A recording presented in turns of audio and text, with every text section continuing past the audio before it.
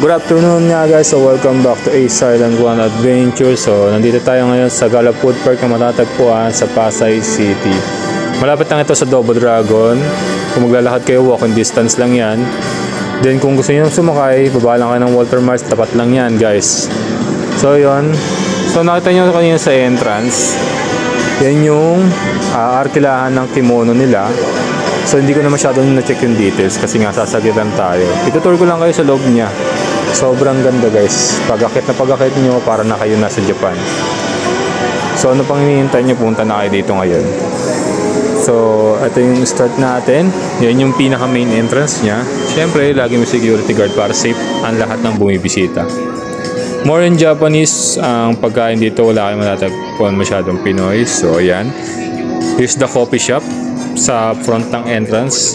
Then sa fifth floor nga pala nyan is yung sikat ngayon na Osaka, Japan. So makikita nyo sa video, 5 PM pa yung boss nya. So kung pupunta kayo ng maaga, talagang maghihintay kayo. Open siya hanggang 1 AM ng madaling araw. So ito yun yung palibot nya. Lahat from music, Japanese talaga.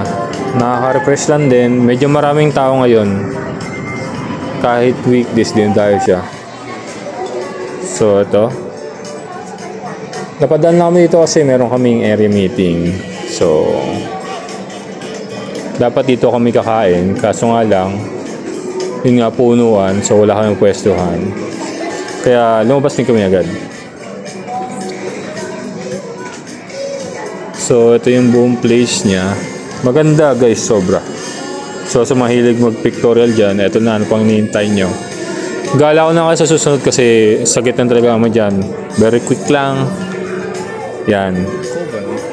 Yan yung paligid niya. So ano pang hinihintay nyo, gala na kayo dito. Bye!